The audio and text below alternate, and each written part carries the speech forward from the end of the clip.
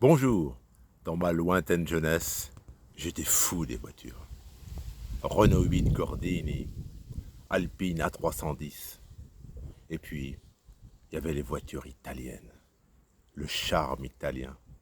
Ne parlons pas de Ferrari, le haut de gamme, mais Alfa Romeo, Lancia. Ça pouvait être accessible, Alfa Romeo, Lancia, d'occasion. On pouvait y toucher.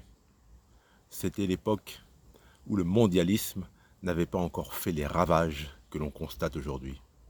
Alfa Romeo, Lancia étaient des marques automobiles indépendantes. Elles ne produisaient pas forcément beaucoup de voitures, mais elles avaient leur fidèle clientèle, les amoureux de la belle mécanique. Et puis le mondialisme est venu. Aujourd'hui, et ça ne date pas tout à fait d'hier, Alfa Romeo et Lancia ont perdu leur indépendance.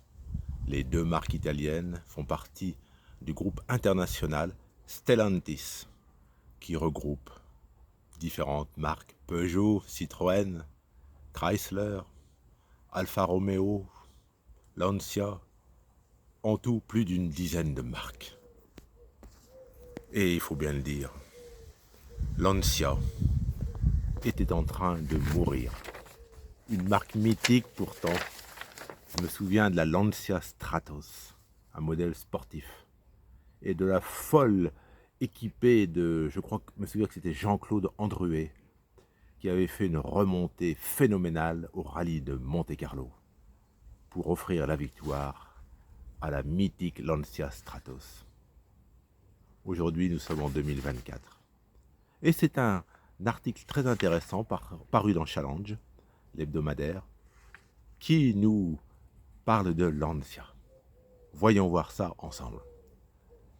Alors, le PDG, Carlos Tavares de Stellantis, n'est pas forcément en bon terme avec Madame Meloni, présidente du Conseil italien, qui lui reproche de favoriser les marques françaises. Alors, Carlos Tavares riposte et a présenté la nouvelle Lancia Ypsilon, Y-P-S-I-L-O-N, une citadine qui se veut chic, qui a été créée et développée à Turin, affirme Carlos Tavares. Donc un produit italien à 100%.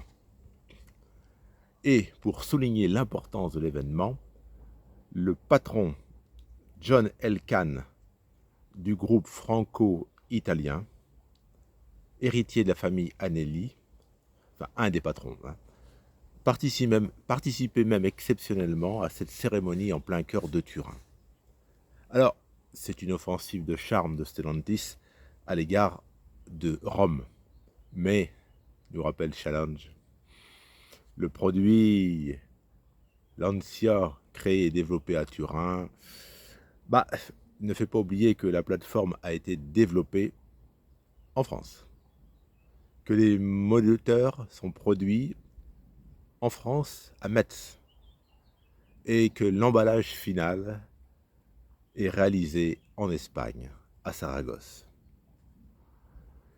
Bien sûr, il y a eu quelques critiques. Alors Carlos Tavares a rappelé mais que aucun investissement n'avait été prévu par Fiat avant l'intégration dans le groupe Stellantis. Aucun investissement n'avait été prévu par Fiat pour accompagner le développement de Lancia. Sous-entendu, sans Stellantis, Lancia serait mort.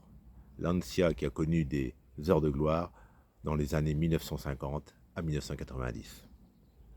Alors, pour relancer Lancia, c'est un petit peu un pari. Donc c'est une citadine de 4,08 mètres de long qui partage environ 60% de pièces avec une Peugeot 208. Bah oui. Et pour attirer la clientèle vers cette Lancia, il y a une esthétique originale, un intérieur raffiné, coloré et chaleureux, pour rappeler bien sûr la Dolce Vita. Alors, est-ce que cette qualité de présentation va être suffisante? les dirigeants de Stellantis disent « Nous savons que ce sera un pari difficile, car la concurrence est terrible. La concurrence internationale est terrible. » Alors, ils visent un point mort bas de 40 000 unités par an qui devrait éviter de perdre de l'argent. Alors, il y a un petit bémol. Les prix sont relativement élevés pour cette Lancia Y. À partir de 24 500 € en hybride, 34 800 en électrique. Excusez du peu.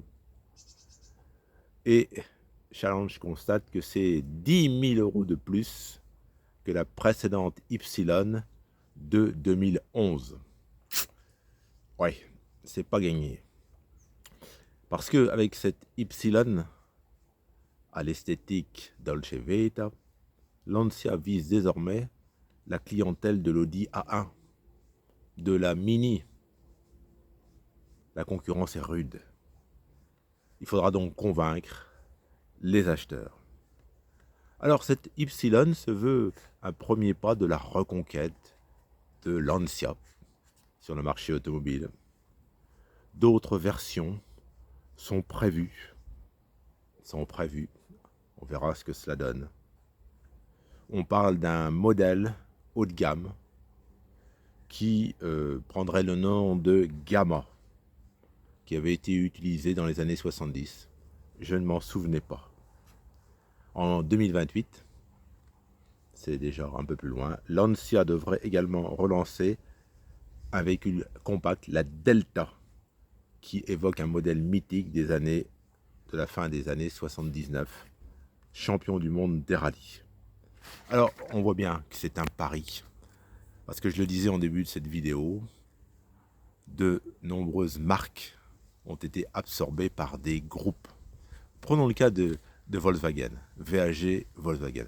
Volkswagen, c'est bien sûr Volkswagen, mais c'est aussi Audi, c'est aussi Skoda, c'était Seat, alors je crois que Seat a changé de nom. Bon, il est clair que le mondialisme ne fait pas de pitié.